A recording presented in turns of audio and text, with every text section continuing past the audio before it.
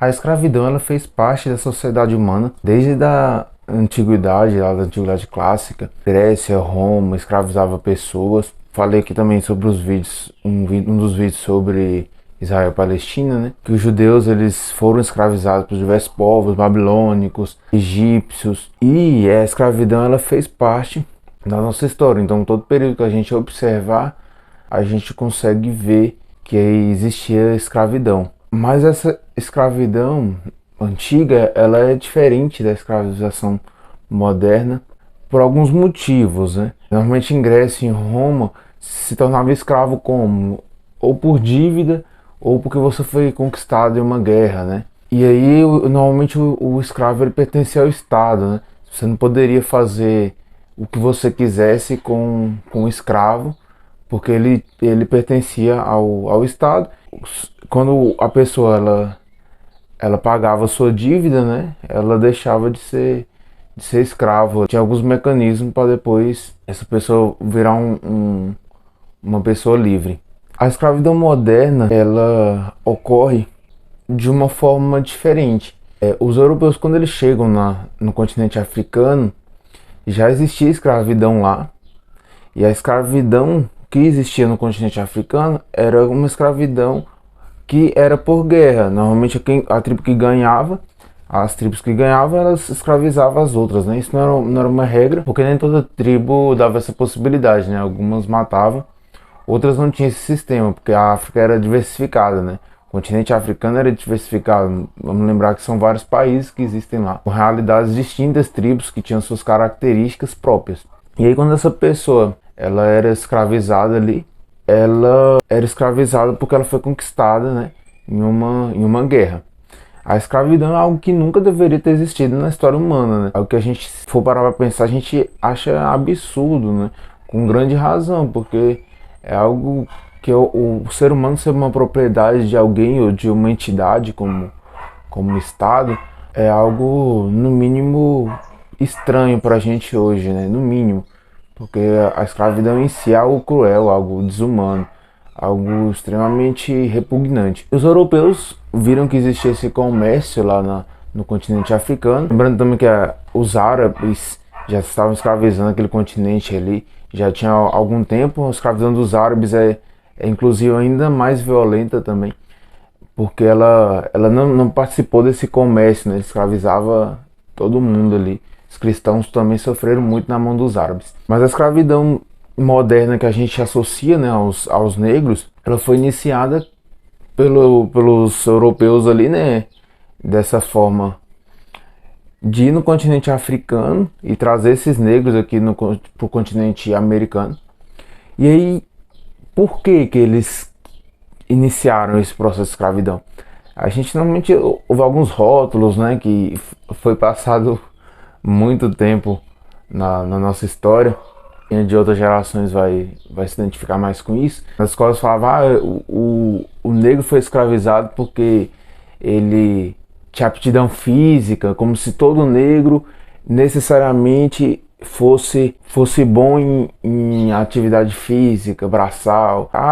O indígena não foi escravizado porque o indígena é preguiçoso, como se os outros indígenas todos fossem preguiçosos. O indígena conhecia a terra, né? A gente está falando de uma terra com extensões muito grandes, né? Então o indígena ele conhecia uma parte daquela terra, não toda, né? Então não foi por esse motivo. Inclusive esses motivos são estereótipos que se dão ao indígena e ao negro. E ao negro também. São estereótipos. Como se todo negro necessariamente fosse alguma coisa. Isso em si já é o que pressupõe por conta da cor, né? Isso não condiz com a realidade dos fatos.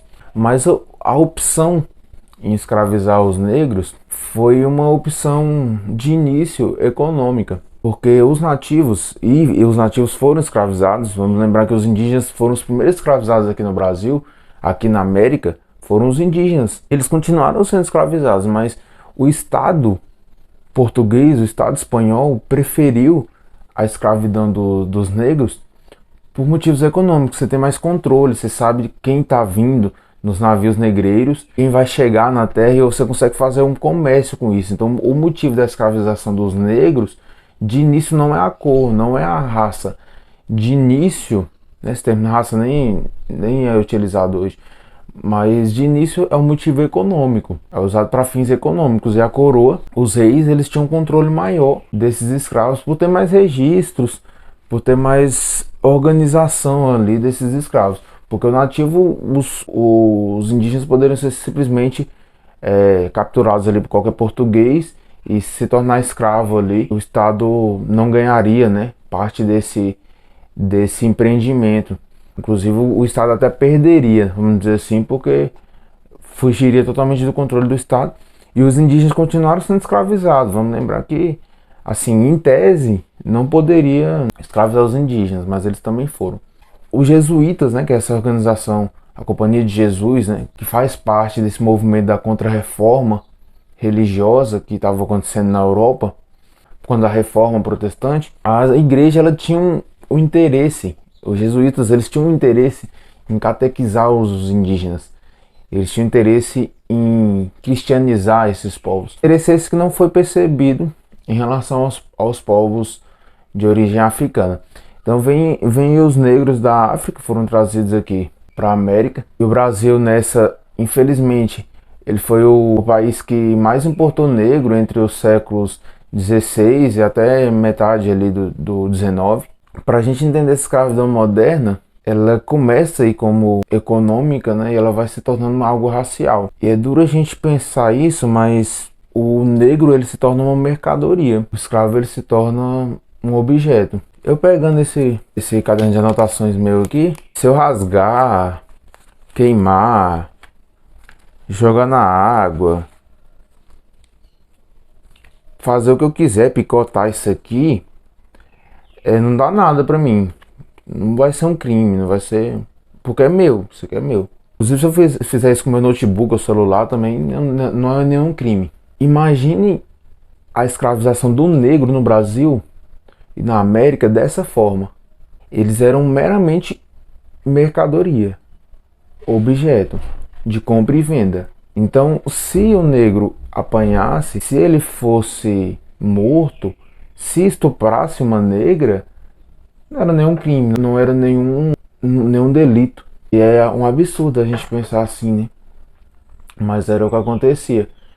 Então o negro ele se torna uma mercadoria, ele se torna um objeto que vive em condições precárias, vive em condições desumanas, vive em condições extremamente precárias, sem ter um lugar de qualidade para viver, sem, né, nenhum tipo de conforto. Era muitas vezes preso ali até na senzala, que é onde os negros moravam. Alguns negros ficavam na casa grande, né, onde ficava o senhor ali por outras funções.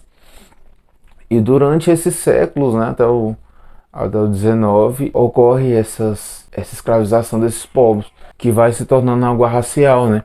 Tanto é que em alguns momentos da história do Brasil, o negro, para sair, se ele fosse aforreado, se ele tivesse comprado a liberdade dele, que era uma possibilidade dele sair dessa escravização, ele tinha que sair com um documento comprovando que ele é livre. Se ele não fosse com esse documento, ele seria apreendido, ele seria escravizado por outra pessoa. Então, o que seria normalmente hoje, né, do direito de primeiro tem que comprovar que um crime ocorreu, no caso, sei lá, eu que tenho que comprovar que alguém matou, no caso, essa pessoa ia ter que comprovar que não é escravo, né?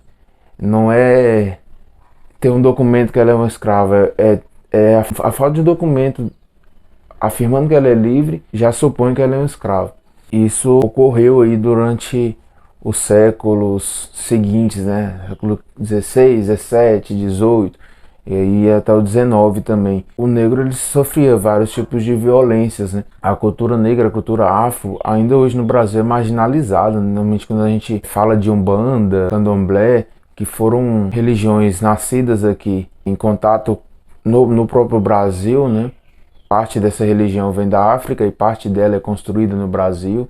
São religiões que a gente tem preconceito, né? A capoeira, até a década de 1930, criada pelos negros como uma forma de luta, de protesto, também foi proibida. E tudo que é associado a essa cultura, ela é algo que a gente marginaliza muitas vezes. E os negros, eles lutaram, gente. A gente às vezes tem a falsa ideia de que eles aceitaram e tudo bem. Não, tiveram diversos tipos de revolta. Uma delas mais conhecida também foi a revolta dos malês, né? Uma pessoal negro que era da religião islâmica, mas eles foram simplesmente dizimados, né? Foi um conflito que não teve resultados efetivos. Teve os quilombos, que foram fugas dos negros para algumas comunidades, algumas vilas, em que lá eles se juntavam, né? Então, se o negro tivesse possibilidade de matar o seu senhor, se ele tivesse possibilidade de fugir, de arrumar um quilombo, ele ia fazer isso. Só que é um sistema repressivo, né? Então tem uma série de controle do Estado português aqui no Brasil, fiscalizando, vendo esses negros, observando. Fica difícil essa fuga, fica difícil essa resistência muitas vezes. Mas ela existia, tanto é até o toque do batuque, mais ou menos avisava se o senhor estava perto ou não para os outros fugir. Tinha diversas formas de escapar dessa escravização. Muitas delas elas eram se matando, inclusive, né? Ou matando seus filhos para ele não viver numa situação precária dessa. Então o suicídio era uma forma também de protesto em relação a isso. E no século XIX ocorre a abolição da escravidão, né? Em diversos países. O Brasil é o último da América, né? O continente americano a abolir a escravidão, com a Lei Áurea, em 1888. E antes disso, uma série de outros países já tinham abolido, né? Então a mudança do Brasil em relação à escravização dos negros, ela é lenta, né? Então tem a lei do ventre livre, a lei do sexagenário, leis que são conhecidas também, até a nossa expressão, leis para inglês ver.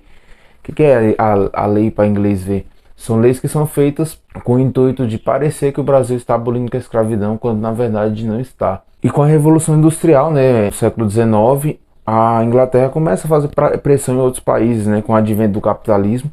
A Inglaterra começa a fazer pressão em outros países para abolir a escravidão. É importante a gente ver que a abolição da escravidão ela ocorreu muito por questões econômicas, porque está surgindo um capitalismo agora que precisa de consumidores, precisa de pessoas consumindo produtos, já não dá para continuar no sistema de escravidão. Então, de cara, o motivo de acabar a escravização dos negros não foi porque era um regime desumano. Vai vir ideologias, né, mostrando isso também. Mas de início a pressão na Inglaterra era por questões econômicas, não por questões éticas, morais. E é muito triste a gente ver que foi por esses motivos, né?